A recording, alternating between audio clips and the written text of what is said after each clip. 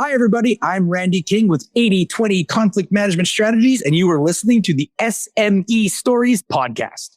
You are now listening to the next great small business podcast. Welcome to the S.M.E Stories podcast, where it is all about small businesses in Canada. And here's your host, Ken Alfred. Hey, everybody. Thanks for downloading the show. We got a great episode today with Randy King.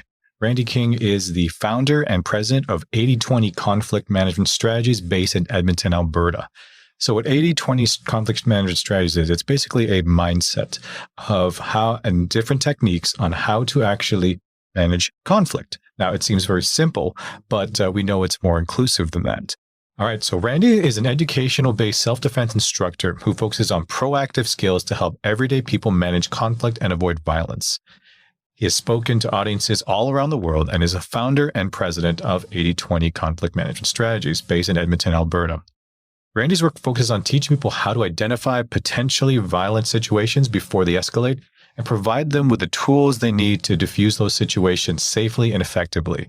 So we're going to learn a lot in this episode because I've known Randy since about 2011, where both Randy and I actually did a self-defense instructor's course based, I think, in Vaughan, Ontario, and he was flying out from Alberta. So we grinded for about almost 4 days. And we both passed the exam, and we were all supposed to teach, and we were actually able to then teach that version of self-defense to the average public. Now, Randy's been doing this a lot longer than I have, so I think we're going to learn a lot from him. And what you're going to learn is that it's not all about the violence and the techniques used to stop it. It's also techniques used to prevent it. And I think we're going to learn a lot from this episode. So sit back and absorb. All right, guys, we have Randy King with 80/20. Sorry, what's the name? 80/20 Conflict Management Strategies. Is that correct?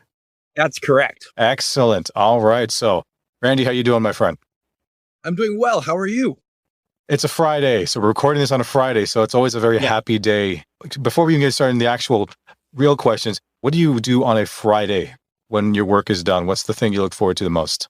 As a serial entrepreneur, Friday's a good day for me because everybody else is in the downturn spiral and I'm in the upturn spiral. So I usually tend to catch up today on editing, video stuff, writing, getting back to emails, that kind of thing, because people, I've seen this at least, people like to clear their email box before they go home for the weekend. So if I get them Friday morning, I tend to get a higher reply response than if I email them the rest of the week. Wow, that's something interesting, actually. So it's so weird, but and I know for myself, it's always, I still do the 9 to 5 at the job, but plus running this as well and other businesses as well. But I always look forward to what I call the Netflix and chill Fridays, which is just my wife and I hanging out on the couch, watching something on Netflix. We can just be in our sweats, but that's the one thing I look forward to because I find with weekends, there might be plans, I have a couple of kids, like you're a father yourself.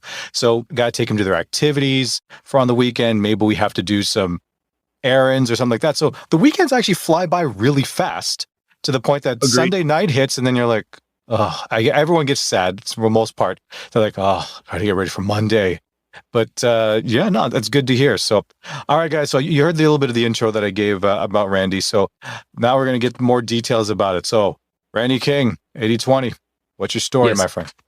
Great. That's a great question. So story, pretty much, I've been in the self-defense and conflict management space for the last 15 years full time. And I say full time because a lot of people in this space, they kind of teach like Tuesdays and Thursday nights. This has been my full-time focus and job for a long time. So I started off in martial arts when I was 10, became a bouncer, learned a lot about how violence actually happens. Then from there, I went to train some other things. I got stabbed, which kind of changed my view on the world a little bit and training, etc. And then from kind of that point forward, it became my mission to educate people on how to manage conflict and prevent violence as opposed to dealing with it once it happens. So my motto is I want you ahead of the curve, not under it. I want you to stop it before it happens as opposed to dealing with it when it does happen. So I went from owning a gym. So I started in a garage, all good businesses do. And then from a garage, I went to, I had a studio space in a loving building the police referred to as Murder Hotel. Then I got a more commercial space. And then I closed that down and I moved more onto public speaking and seminar tours. So I've taught in 10 countries, 60 different cities all over the world, kind of spreading this message of violence prevention. So pretty much you're a small time player, being actually able to actually go I'm a tiny player. 10 countries, 60 cities. Yeah, you're small beans there, my friend, but no. Honestly, so when I did that, that's part of like the brag reel I had to do for like the new company, right? Like, oh, list all the places you taught at and all the cool things you've done. And I've been in this space a while, I've done some cool stuff. There's like 190 countries. So really, I haven't hit 10%, to be fair. Like, wow, really. I'm less than you, but wow, that's really good, actually. So you've been doing this for a long time. So you're not you're not a newbie. And obviously this show is about the business side of things, but also, I guess inspiring the next generation of entrepreneurs that may want to do something. I know we're going to hit the tips from the pro segments where we're going to ask, if I want to get into a similar space, not your specific space, or maybe something close to similar to your space. Yeah, jump on it. All the landmines that we should try to avoid. So, but let's get back to 80/20 then. So it started, the journey's been about, like you said, 15 years. So what makes it so successful now from you're on year 15 from year 1? So have you grown it steadily? Up and down, obviously, as all business owners experienced COVID. COVID was exceptionally hard on my business because my business was literally travel and then physically interacting with people, which became super illegal, right? So I think I'm going to say the thing that's made this so successful has been adaptability. I've always looked at the market, saw what it was saying, and then adjusted to it. So, and also saw who was responding to my message, right? So when I first started, I was KPC self-defense. That's when me and you took that course. I came back, opened the first Krav Maga gym in Edmonton. And that's what people were looking for at that time. They're looking for medium-sized courses, kind of one and done. So I did 11-week classes. We were called KPC Martial Arts. And then as my focus shifted and as I looked into the realities of violence, it's one of the online courses that I produced. It's called Realities of Violence. As I looked into how it actually happens, I started gauging more towards self-defense. So then we changed our branding from KPC Martial Arts to KPC Self-Defense. And that entirely changed the demographic of people that came to train with us. So we then had people who had experienced violence and trauma. They weren't just people that wanted to be tough. They were people that had gone through some stuff, which then made me realize, even more how important this prevention stuff is, because once you take out the bro versus bro, and I look at like, abuse and predatory violence and that kind of stuff, gets a little icky. And honestly, like the best rear naked choke isn't going to get you out of a lot of situations, unfortunately. So then I started moving more to the psychological and educational side. And then that was the pivot to 80/20. Also paying attention to how we advertise, right? Like if you're on any social media platforms right now, the word violence, gun, PUD, it's all almost getting deplatformed. So we needed to shift the message to something that was still getting the info to the people that needed it through the biggest channels we could, which is social media. I'm all over social media. I'm sure we'll do those at the end. But that was a big move. So conflict management doesn't spike the TikTok algorithm, right? It's not like, they're trying to hurt people. And also it got me into more professional spaces, which was super important because while it was fun being like the skull tough guy, no HR is going to bring you in for that, right? If you're looking for hire. No, that makes sense, right? Because I think it's for some instructors who maybe owners that want to get into that space, they really think that, I just got to run seminars and do, get the average Joe to come in. But then I guess what you can do to, increase your share in the business as well is to actually, if you can get into actual corporate type of events like that, where you're working with businesses, right? Because it's kind of limited with I'm not saying limited, because I'm not to say that you have not a big facility or anything, but I think people just think only of the Joe off the street. They don't expand out and think outside the box. Well, I agree. And I think it's becoming more and more apparent that the deeper you niche down, the better you're going to be, the more people you're going to reach, right? So I think the days of department stores are done, like where one-stop shops, right? Where you go to a gym and it's like, it's cardio kickboxing and it's also BJJ and it's also this and it's also self-defense. And like I focus all of my energy on self-defense. That's everything I do. So everything I talk about is through the lens of self-defense. Does that piss people off? Absolutely. But making people annoyed on social media gets you views. That's the only way to do it. So it works. But I think for me, like I am very clear on who I want to work with and what I'm trying to accomplish. And once you have those metrics in mind, copy becomes easy, advertising becomes easy, all of the like business to business or B2C, like business to customer stuff becomes easier because when the people come to you, they've already like self-selected, right? So sales become easier and just it kind of rolls that way. At least that's what I've experienced.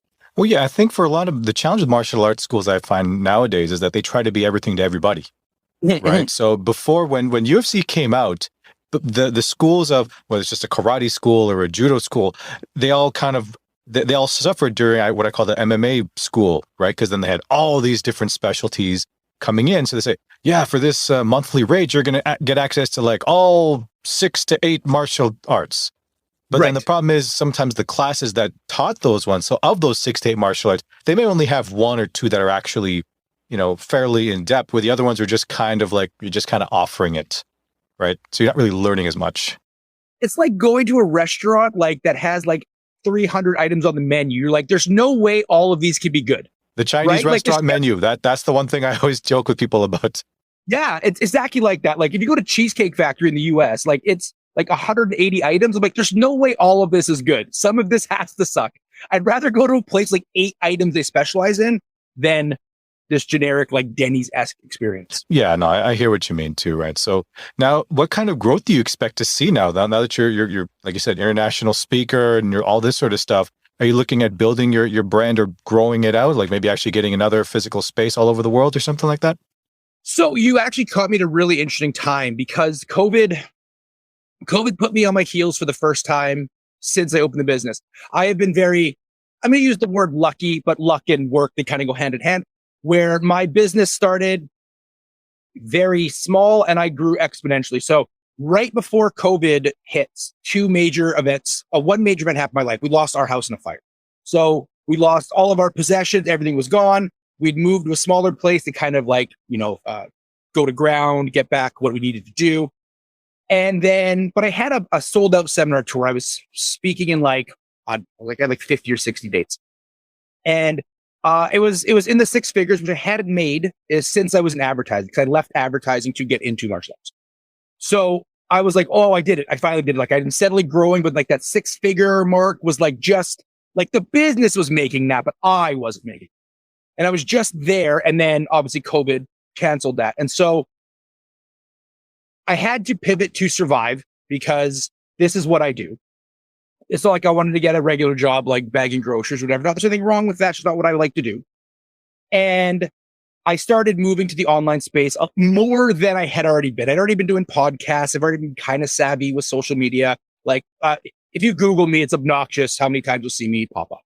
So like I'm on social media. Even my daughter's in now. We have a TikTok channel together called Defense Talks with Dad, where me and her chat about self-defense. Like it's a family business. Wow. Sorry. How old is your daughter? My daughter's 13. Oh, wow. It's 3 years older than my daughter right now. So I'm trying to get her into, well, she already has her own podcast. Now she hasn't released anything yet. It's more like an audio diary for herself, which is okay. And I'm like, but anyways. That's awesome. I think, Ken. And like, it's really cool because like what my daughter's learning right now is social media management, which is going to be a very desirable skill in the future for employment, right? So she's learning how to do metrics, etc. So I had to pivot. So my first thing that I did, my rule is be of service. So the first thing I did was when everybody shut down, I said, hey, instructors, if you don't know how to run Zoom classes, if you don't know how to do any of this stuff, let me run your class for free for the night. That'll give you a day to see what I do and learn how to run Zoom classes. And then I'll do this predatory violence seminar for your clients. And that gives you that time. I did about 45 of those over the pandemic. Yeah. All for free because I wasn't doing anything either. Right. But that helped me reestablish, value into the industry, showing people I'm willing to help. And also I needed something to do. I was going crazy. I'm a workaholic. So that was interesting. And then that showed me that there was interest in the educational side and there was interest in the online teaching. So then I produced an online course, Reality Violence. That sold pretty well, better than I thought it was going to sell. And it got me to new markets, blah, blah, like all advertising does. We did a second course, and that's kind of where we formed into 80/20, where we were looking at what I was producing 80% of it was education, 20% was physical response. So we're like, okay, let's just call it this. Unfortunately, that's also Prater's rule, which is the opposite, but people know the name. What I'm planning on doing now is I'm moving almost entirely into public speaking. And so I've hired a team. We have a new podcast studio. This isn't it. We're in another one. We're doing new podcasts, getting onto the speaker circuit. We're producing these. But I do see exponential growth because the markets we're hitting now are just higher levels of clients, which have more income and they have more ability to pay. But with that, the way the business is designed is 10% of everything we make from speaking is going into a slush fund. That slush fund exists if, for example, let's say a women's shelter wants to hire me, which I usually teach at. And let's say they can't afford to bring me in. We're going to pull my pay out of that slush fund in order to still be able to talk to the people that actually need self-defense. Hey you, do you need a voiceover? Well, look no farther. Northway Capital Group has your answer. Commercials and explainer videos, AVR and voicemail, health and wellness, corporate training and e-learning, announcements, documentaries, and biography. Contact us on social media or email us at northwaycapitalgroup@gmail.com. Because I know for a lot of business owners, for some of them, especially I find in the fitness space, their goal is that they actually want to help people, right?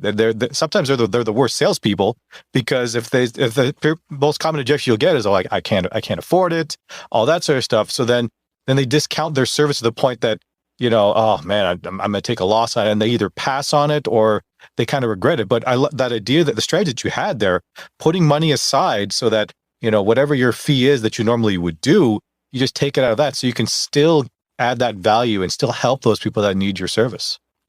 Exactly. Well, that's always been my biggest fear, is because obviously as the business grows, my fame grows, my name grows, which means I'm getting higher levels of client, right? Yeah, I have a bigger budget, but like I said, my big concern was that disconnect between making rich people safe and not dealing with the people that I think really need it more, right? Because just resources economically. So, and I see this with instructors, the more successful they get, the further they are removed from the original base that made them. So I don't want that to happen. So that's why we created this fund, so I can still work the people that need it the most. Because I still get emails all the time from people like who are leaving domestic situations, and they're like, well, I can't afford your private rate. And I'm like, that's fine. We have a slush fund for that. Let's figure it. So that's always the goal for me, is to be helping. Yeah, no, that's great. So like in terms of your business right now, one of the biggest things I get a lot from owners is, they're all worried about when they want to start their own business or even running a current business. They're like, oh, my expenses are too high. Or what can I do to how can I reduce my expenses? So at least in your particular space, Randy, like what do you find is the biggest expense that you're currently doing running your business? I would say my biggest total cost is subscription fees to keep the online machine working, right? So my podcast, my the advertising, all the online fees are definitely the biggest cost. My studio space is a low cost, and it's one that's expected. I would say, yeah, that's definitely like between Zoom and, a branded email and website maintenance and all that kind of stuff, and like keeping the online courses up and having the subscription fee there. I would say that would be my biggest expense. But my general rule is I'm allergic to overhead. I don't like it, right? It makes me sick. So I try to keep things as low as possible. And I think that's one of the benefits of a service-based industry like mine is I am the service, right? So as long as I stay healthy, we can provide services. So, right, people fly me out. I do a gig. We'll do a conference or a seminar. For example, we're in Prague. We're doing I'm keynoting at a seminar in Prague, big time, Randy, doing at a thing called Understanding Human Violence, where myself and another instructor flying out to speech there. But there's not a lot of overhead on that for me because it's just me showing up with my laptop and PowerPoint, right? So it's not tricky, but keeping people aware is my biggest money investment, right? And fortunately, my biggest time cost investment is TikTok and Instagram. Like, it's necessary, but like, how many times do I have to tell people the same thing when I could be creating a course or whatever? Yeah, like I was going to lead into the next one, was how important is social media to your business and what tools you use. And I think you mentioned TikTok, Instagram, everything, right? It is entirely, my business has entirely been built off of social media. So when I first started in 2005, Facebook wasn't really around where I am. It didn't really come to 2007. But back in the 2008, 2009 days where pay-per-click advertising, they didn't know how to price it. Oh, that was the gold rush for me, right? Throw $15 in a Facebook pay-per-click. We had like 50 people come in. I'm like, this is the best. They figured it out now. But I honestly think social media is super important. It's something you have to do. There's no way around it. Even if you're making like welding things, like you need to be on social media talking about it because people, in my opinion, there's so many options out there now. People are buying you as much as your service and also as much as you're giving back, right? So there was a study done by a group where it was called Sweat Angels. It was a gym group that every time you checked in, they donate money to charity. And they were saying at the time, millennials were the big hot demographic. Now, Gen Z seems to be more now, but big hot demographic was millennials. Like millennials, if everything is equal, will choose the company that gives back to the community over the company that does. So if you on your social media are giving back, you're giving free information, that's so necessary. Like to me, business is always based off of trust, right? I have to trust you to buy from you. In the olden days, pre-internet, you went to a place and then you learned to trust somebody, right? So I go to a sales floor, the salesman would sell me. I'd be like, okay, I trust you. I'd buy. It's reversed now. You have to build the trust first before the purchase is made. And that's why social media is so valuable, in my opinion, because you can build trust. Like this is me all the time. People, whenever they meet me, they're like, oh, you're like this all the time. I'm like, it's not a character I put on YouTube. Like this is who I am as a person.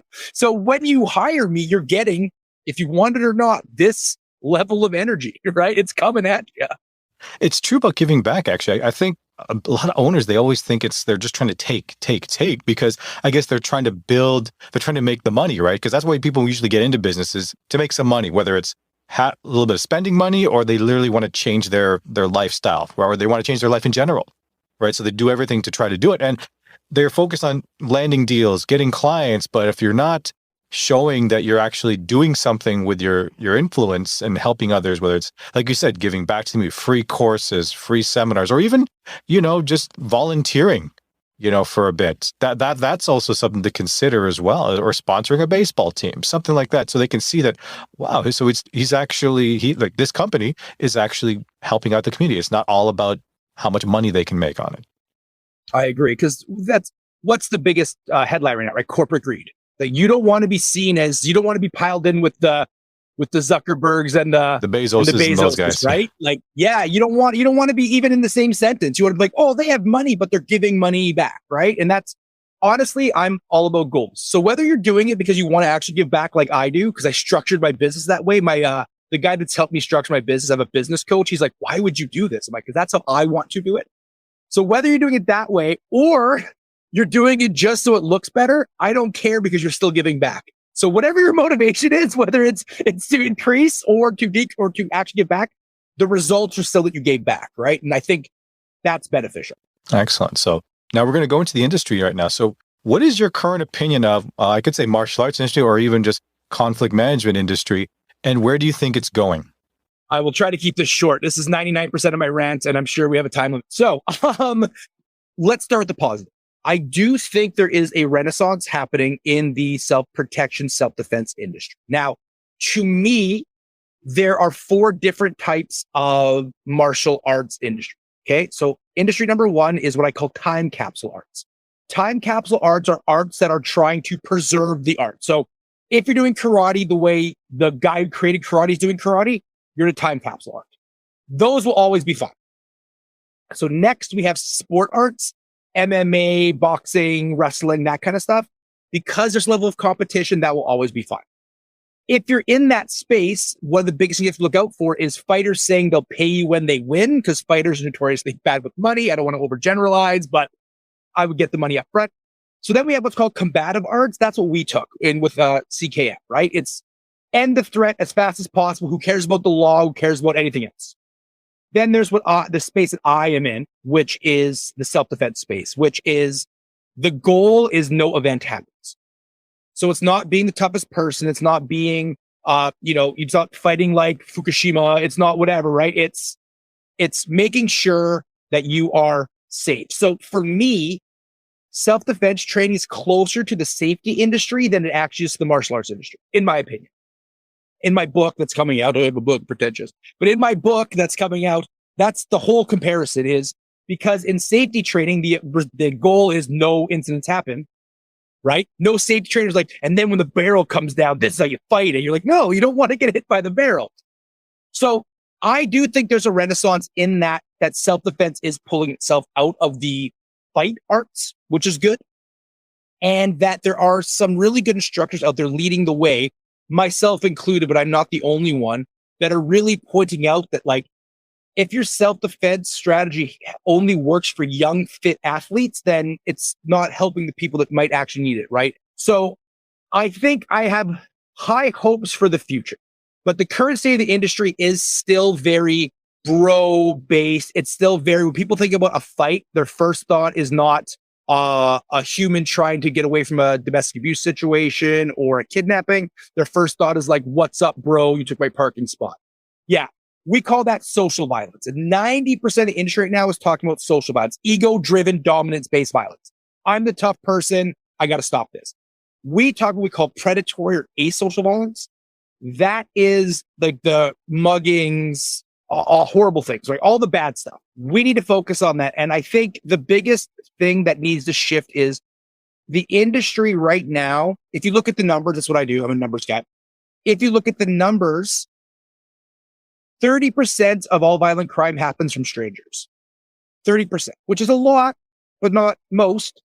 But that's where all the space is talking about. What if I'm in an alley? What if I'm on a running trail? What if I'm this and that? Exactly. These outlier black swan, statistically smaller events. You are in more danger from people you work with, people you know, people in your family. So 70% of all crime happen, the assailant knows the person. They're a stalker. They're a harassment at work. They're an ex. They are a bad family member. So luckily, there's a couple of us talking about that, the actual lion's share. I believe the reason why most people aren't talking about it, it's because the answers in the 70% are squishier than the 30, right? In the 30, it's good guy, bad guy, right? I will triumph over the evil. That's an easy sell. When it's your grandfather doing it, it gets a little squishier, right? It's harder to deal with. So I am very excited that we're starting to talk to the people that actually need this training, as opposed to self-selecting athletes that want to be tough. So the industry right now is going through a change, and I'm hoping to be one of those changers. Hey, do you need an error-free website? Do you need transcription that's accurate and on time? Would you like to remove noise from your video or audio recording? Do you need a spokesperson for your business? If so, we can help. At Northway Capital Group, we are happy to announce that we are now providing website testing services, audio transcriptions, and audio cleanup, as well as spokesperson services. We would love to help you on your next project. Contact us for more information at northwaycapitalgroup@gmail.com.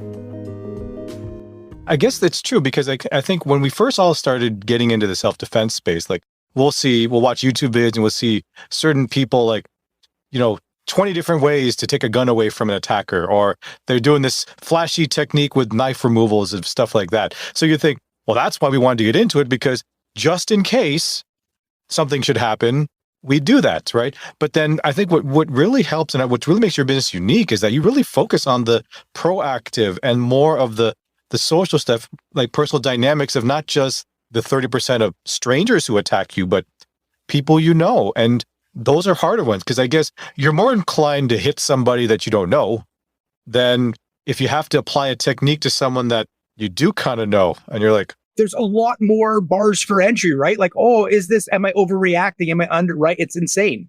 Yeah. So you're doing a lot of like, de-escalation if you can and run. Because when I used to teach it as well, like when I first would do like classes or seminars and I would tell people to run away from a situation, a lot of them were just like, what?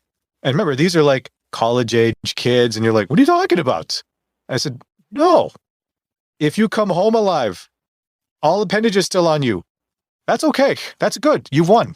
If you actually hurt somebody and then you got to deal with self-defense laws and back and forth. And I always tell students, whatever I'm teaching you, this is the worst case scenario. You should not want to strive to do these techniques for real, right? Because, especially if you have a family, like it's one thing when you're in your early 20s, or let's say you're single and you're still living at home, or you don't really have that much no obligations as much, yeah, you're more inclined. But the minute you start to mature in age, you have a mortgage, you have a significant other, you have kids, then your mindset starts to change, where it's before you'd be like, oh yeah, let's go, bro, let's drop down, or throw down. Sorry, I don't know what drop down is, but versus now where you're just like, okay, we got to be risk averse and be like, okay, let's get the hell out of here. So this is one of the things that it's a hard tightrope to walk. Other thing that people like, I get why there's a pushback, because I was 25 listening to me now, I would think I was a garbage BS for sure. I'd be like, oh, whatever, that's not my reality, blah, blah, blah. Because I was the literally alpha chat bro, tough guy when I was like in my early 20s. That's who I was. I was a bouncer. So I've gone through a big transition. And I'm like, yeah, advocate palm strikes, they're safer, blah, blah, blah, blah. And everyone's like, oh, I don't want to look stupid. I'm like, if how you look during a fight is your biggest concern, you probably need to be in that fight. Right? Because I'm talking to people that are like in real danger, not people who like need to look cool in front of their friend. Social versus. Yeah. Like I remember one of the other techniques I remember learning about for it, I'm sure you've heard of this too, is that if you're doing like a gun disarm, that you're going to be punching and striking the face. Well, if you break your hand, if they duck their head, you break your hand, how are you going to operate the gun if you happen to take it away from them? You have no clue how to do it. And I guess when people see the palm strike, they think of like the old school women's thing where they're just palm striking like a pad or something. And they're thinking, oh, that's for women. Why would guys want to do that? I'm like, well, you should, because I want to be able to move. I want to be able to grab things. If my hands are broken or damaged, I'm screwed. Yeah, sure. So I think I'll start here. So I do think there is a renaissance coming in the self-defense industry. I really do. I think there are a lot of people moving towards the less stranger danger, more stuff that people need to understand when it comes to violence. And that makes me very happy. So I think the space will be better. There's a couple of big names that have transitioned to this model.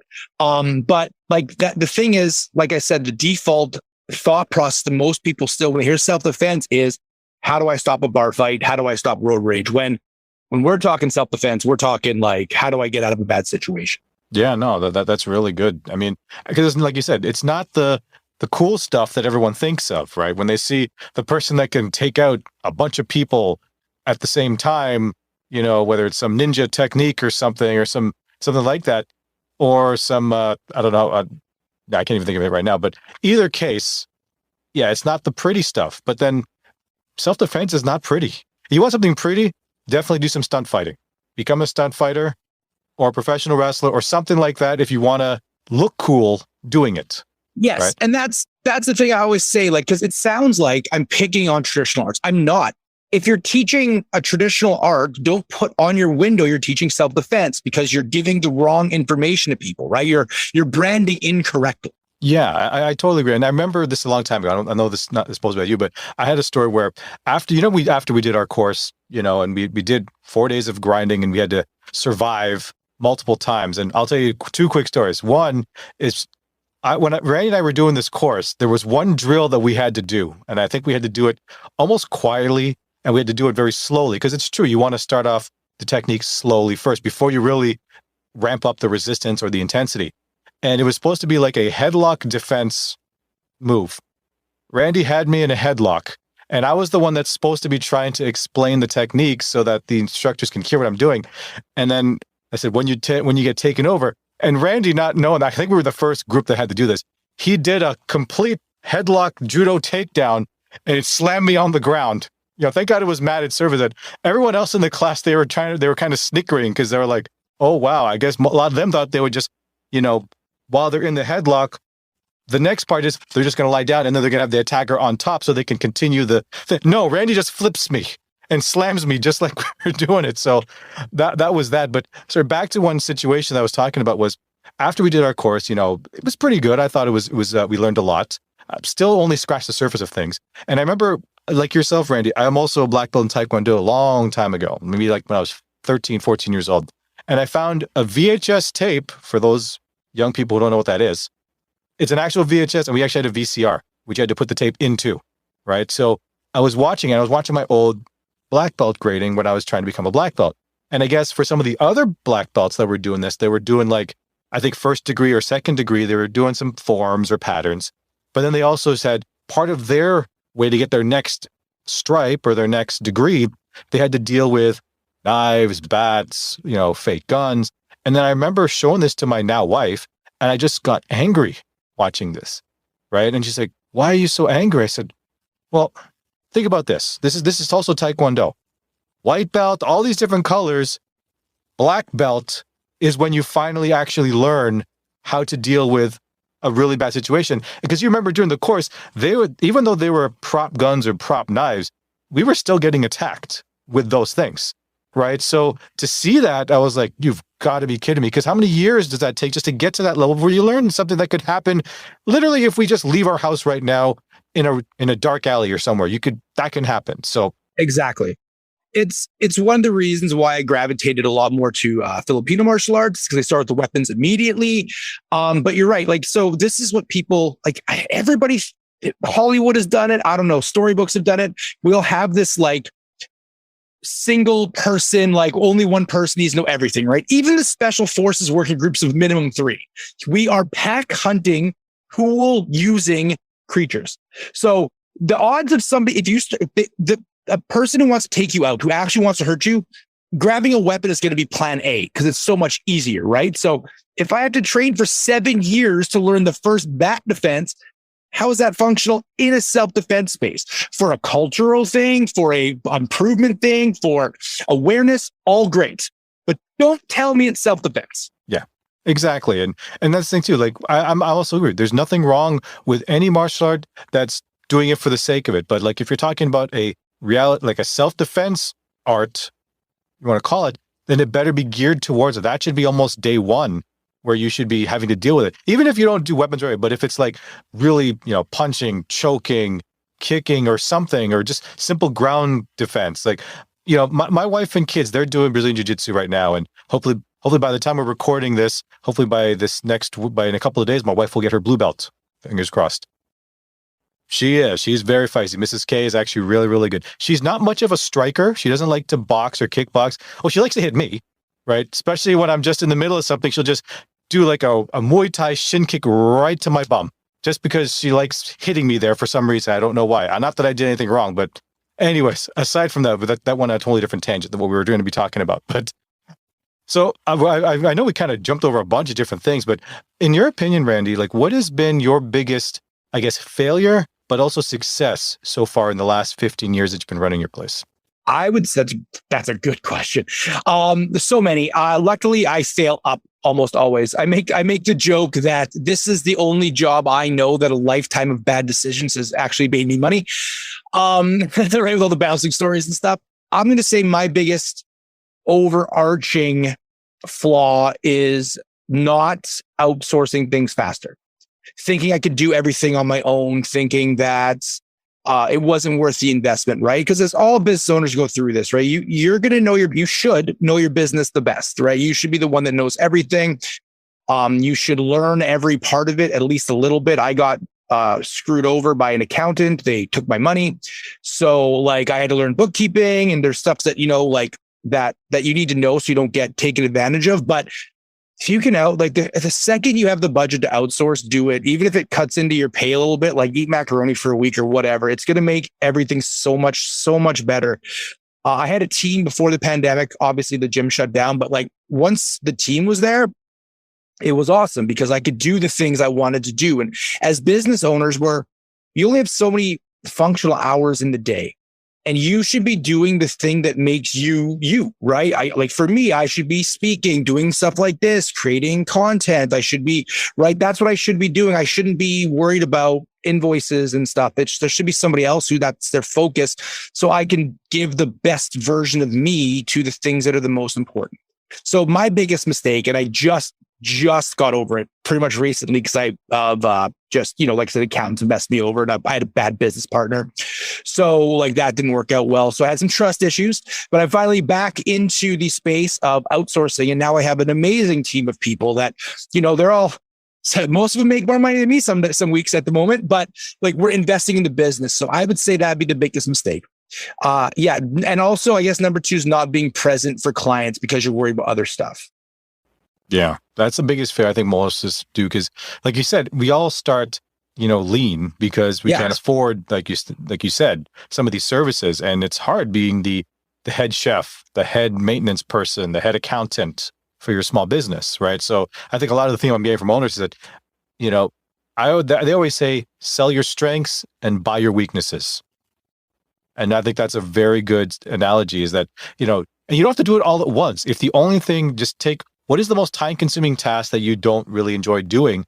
And if get some quotes on how much it'll take, whether it's to hire someone outright or to have a company that you outsource to, and budget that in as part of your thing versus just, trying to do it yourself. And then you're failing on a multiple different things. So instead of focusing on growing, you're focusing on just making sure you don't forget something. And that's taking that time away from building it, right? So yeah, you're going to get to a point in the business where you only have enough time to either service or to mine, right? You can't do both. You're going to have to expand. Like personally, admin person and salesperson should be your two first hires. The person, like those two will pay for themselves within a couple of months. Like it's insane. The difference it made once I had somebody doing administration and once I had somebody doing the actual sales part of it. Everything got easier. Now it's time for tips from the pro.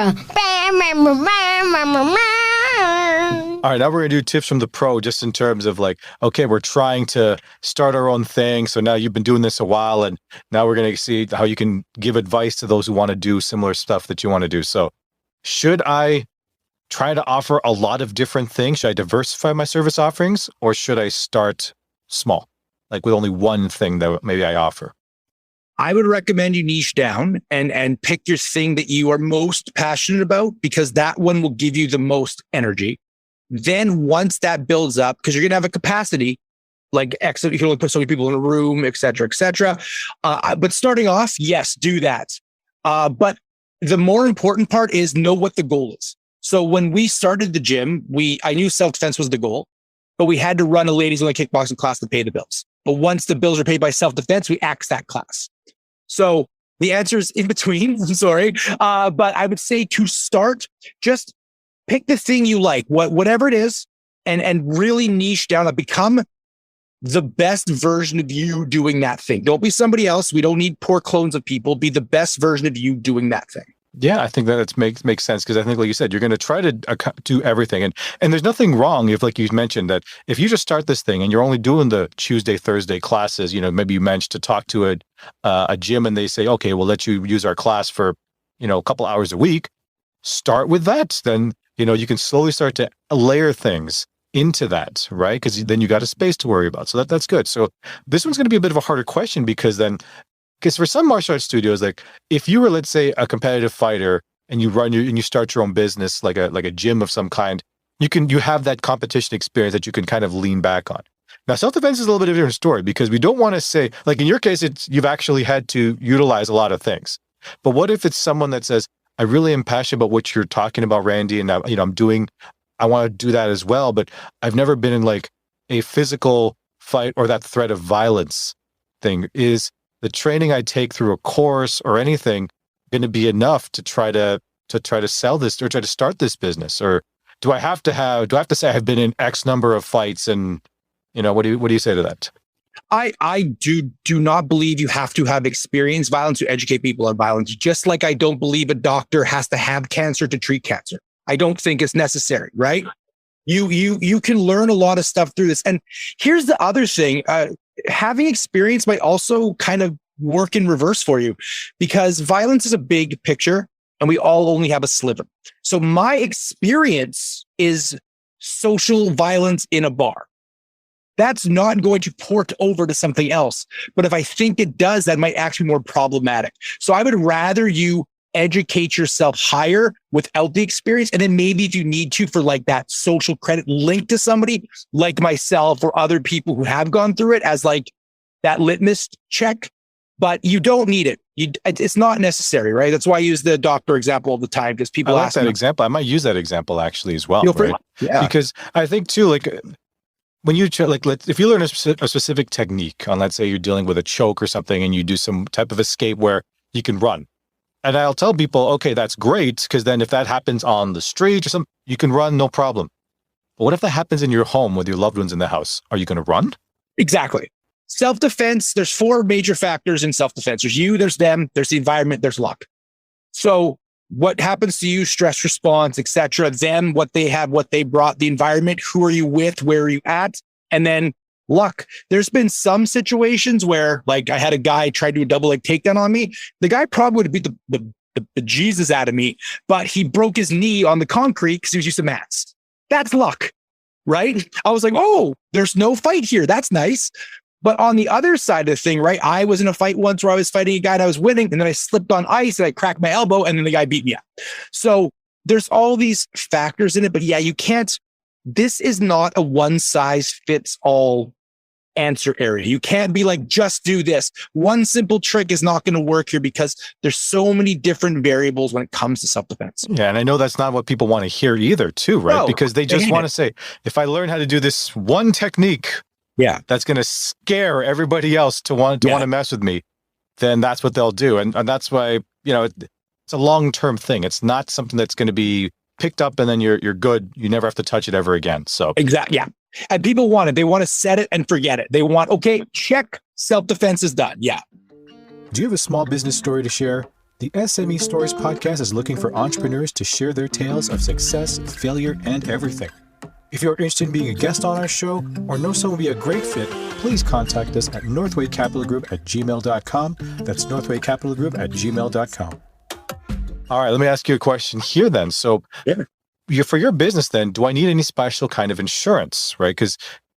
Especially because it could be along the lines of fitness or martial arts. I'm sure there must be some type of insurance if you're running things, especially if you're doing like an actual physical seminar, not just on the speaking circuit.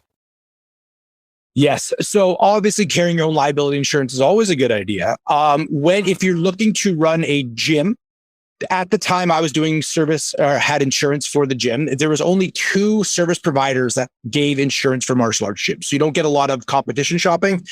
But if you're not doing like hardcore training, you can do different things. But yeah, there is special insurance you do have to get in order to do physical stuff, because it's like, in essence, a martial arts gym is a safe space to do dangerous things, right? That's what you're doing, right? We're creating matted walls and padded things to choke people out and crank it. You're doing dangerous stuff in the safest way possible. And insurance companies obviously saw that. As I travel, almost all waivers and insurance riders say, and people employed by the company. So usually I'm covered under their insurance, but I do still carry my own liability insurance just in case. Well, yeah, I think it's also very important to have. Not to say that, we're not licensed insurance agents. Obviously, please contact one and get some quotes on it. But just say it's better to have it than not have it. You know? Exactly. As a guy that lived through a fire, thank God I had house insurance. Thank God I had renter's insurance. So if I did it, it'd be I'd be in a much different space. Is the house built now and is everything okay now? So, still some law stuff going over there, but yeah, we just bought a new house. So we're moving in July 1st. So what is your best strategy for either non-paying or, let's say, difficult clients? It's the same strategy I have for self-defense as I have for clients, which is proactive, not reactive. So some bars for entry to engage me as a person.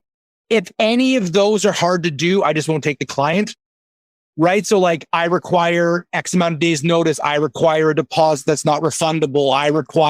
Right? So I train my client on the front end. This is the way I expect to be treated. Here's my contract, blah, blah, blah.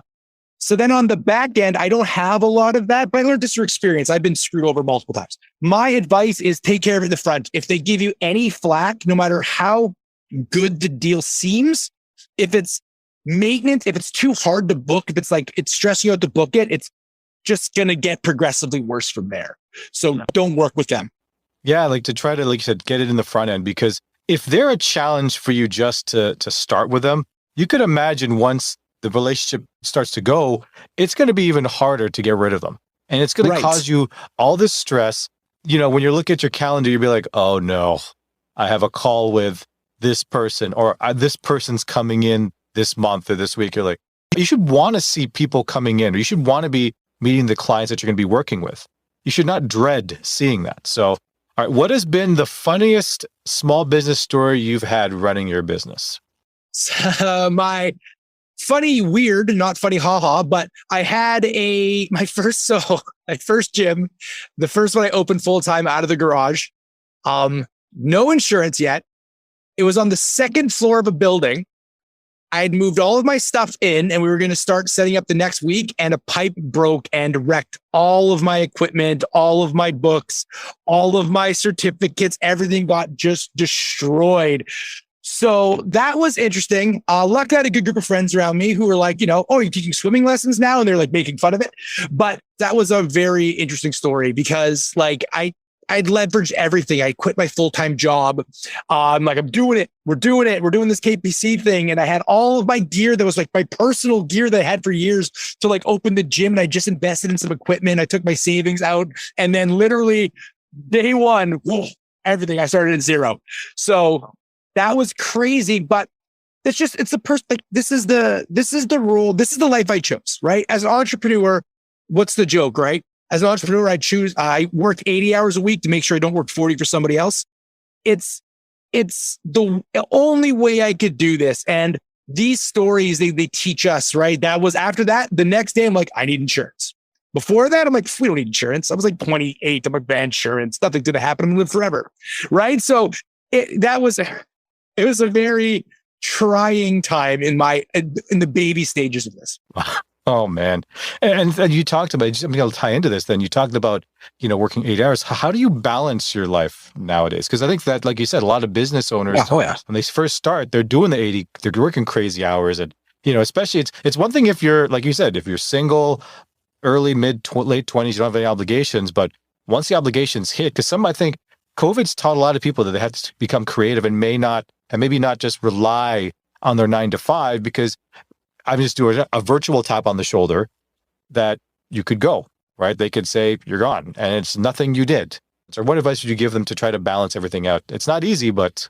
The number one skill you need for anything is time management and boundaries around that time management, which means not even you break the boundaries around your time management. So what I mean by that is, like, my calendar is my life. If it's not in the calendar, it doesn't happen. And it helps me keep everything together because I'm still doing tons of stuff as we grow, right? I have a daughter. She has activities like you mentioned. I'm newly married, right? So I have a new wife who doesn't want me gone all the time. We're buying a house, all this stuff. Plus I'm running this like international speaking thing. So time management and my boundaries around time, because we also have a boundary setting course. If you're interested in it, it's on Teachable, whatever. And one of the boundaries sessions is time. That was my worst one. So if you say Thursday nights are date night, I don't care if the biggest fish you ever hooked comes in on Thursday.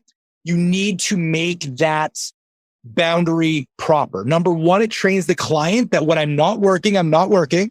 And number two, it gives you that downtime because as an entrepreneur, you're going to want to be producing and creating all the time. You're going to want to, and it's never going to shut down in your head. So you need to create limits on how much you work and enforce those limits on the hardest person, yourself.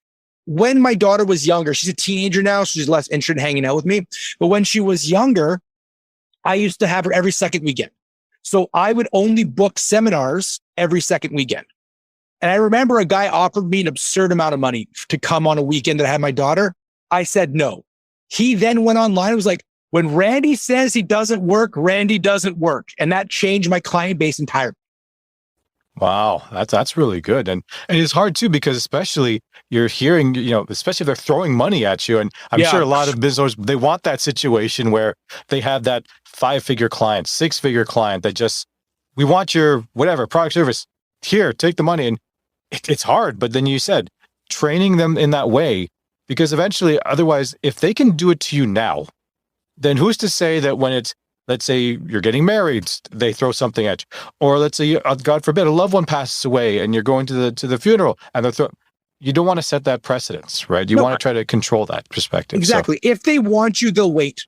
And if they have that much resource and they can't wait for your services, like you said, and you say yes, they're going to be a nightmare for the rest of your client experience.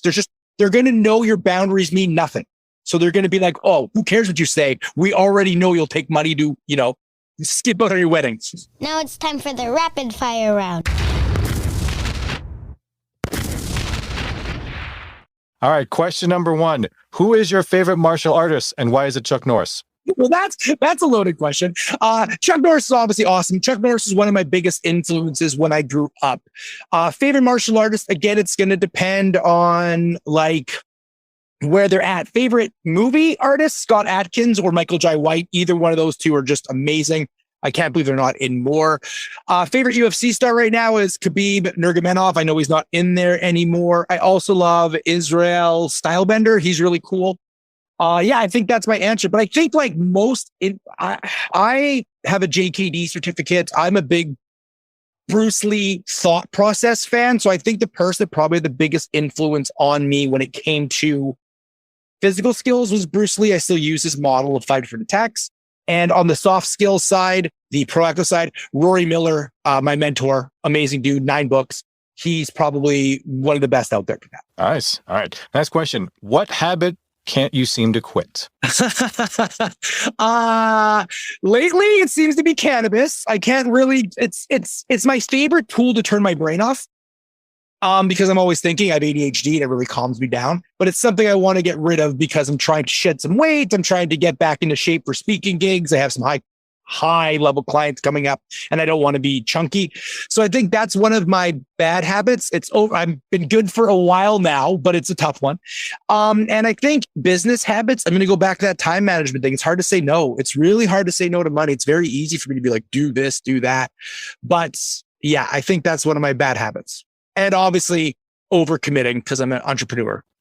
Not here, especially like for cannabis. I've never done cannabis myself, but having a thing to shut off the brain. Yeah. My thing is just watching YouTube, right? Just easily shutting my brain off. And then so much better. Because then my wife Mrs. K will come in, like it's like, 9:30 at night. I'm just waiting for her to come down. She just finished shower. The kids are sleeping. And we like to go to bed around 10:30. So I'll just be there watching YouTube and something mindless, it could be something like pressure washing videos. Right. Cleaning the side of a sidewalk that's really dirty and now it's clean. Interesting. Right? Or I'm going to try that. Or some people cutting soap. Yeah, super satisfied. People love that. Yeah. So I'll watch. She's like, what do you watch? Right? Why are you watching that? I said, well, because like you said, your brain is going a mile a minute throughout the entire day. So when you just want to just watch something and just, because it's same thing with reading too. Like if I'm going to read something, I want to absorb what I'm reading. So some people say, oh, I like to calm myself with reading. I don't want to get that absorbed into it because then if I'm thinking about all this other stuff, I want to turn my brain off and I'm like, oh, look, the sidewalk is clean. See, that's fair. And you're probably like me, like I don't read fiction. I only read like, nonfiction so I can get better and increase my skills. So I'm not going to like sit down with like, I just got a book called The Anatomy of Violence. Like, I'm not going to chill out and be like, oh, let's read this. When it's like super wine. I can see it right now. Exactly. Excellent. All right. Next question here. If a sandwich was named after you, what would be in it? And what would it be called? So I'm going to answer what I think everybody else would answer. It would have to be a ham sandwich for sure. I would say, honestly, it would probably be, it would be on a whole wheat roll and it would be ham for sure. Cause I'm a ham. It would be spinach. I'm obsessed with spinach. There would probably be a fried egg on it. And then there's this curry ketchup from Germany that I buy. It's ketchup and curry combined. It's so good.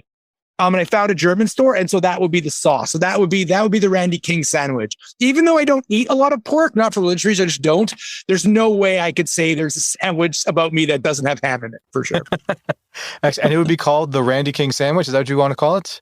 I don't know. Maybe I call it like, See, people can I think that's your name sandwich. I don't know what I would call it. Yeah, because people can say what they want in their sandwich. But if I said, well, what's the name of it? Right. And they're like, that's a different story. A lot more thinking involved. Maybe the showboat. The showboat. The showboat. Put that on a t-shirt. Yeah. So, put it on a t-shirt. All right, last question on this one there. So what is your theme song and why? So when that music hits, they know Randy's coming. So there's literally a song by Avenged Sevenfold called Hail to the King. And so I like to crank that up when I roll up the seminars because, again, I'm a giant showboat. So nice. So any other final thoughts or any other advice you want to give to any listener that wants to try to get into your space or just start something? So if you're a martial artist, I actually wrote a book on this called Selling Out to Your Level of Comfort. It's not big. It's on Amazon. And it shows you all the ways I tell you how to niche down and stuff. I was thinking of having the conversation of how to run a business with people. So this has 5 worksheets in it. If you do all 5 worksheets and you want to talk more, you're doing the 5 worksheets as your bar for entry for me to have the conversation. So you can grab this. It's like $15 on Amazon. Silent to Love of Comfort, Randy King. That's my first book because my gym was very unique in I didn't teach kids classes and I didn't teach like fitness classes. I just taught adult self-defense and made quite a living at it, which was rare in the space. So this was a high demand book. Other than that, I think like, just remember business owners, like people are buying you, your service can be good, but you're the most important part. You're the thing that's going to be the distinction between your service and every other service or product, right? Because there's 3 levels of branding. There's your company brand, your product brand, and then your personal brand. You need to work on all 3 of those things in order to set yourself apart from the market. The best way to do that is to just be you, honestly. Don't be a poor clone. I see people like imitating Gary V's speech pattern on Instagram. Just really triple down on you. If you're awkward, be awkward. People love that stuff. Gen Z especially. If you're in a market where you're looking for youth, authenticity, like people, they smell the garbage away. So just be the best you can be in the space. And I guarantee if you follow that, you will do better. Wow. Inspiring words there, my friend. So, all right, Randy, it was great to have you on the show. We'll hopefully bring you back soon. Sure. Thanks for having me, man. I appreciate it. All right, guys, that was our episode with Randy King. I mean, it was a really awesome interview. I had a really great time working with Randy. You can tell we were laughing and joking throughout the entire thing because it's almost like reuniting with an old friend you hadn't seen in many years. A few things that really stuck to mind on this one was, one, really specialize your niche. Now, in Randy's case, self-defense can cover many different martial arts. And instead of targeting a different martial art, saying my style is this, my style is that, karate, kung fu, whatever, he just literally niched it down to the point of self-defense.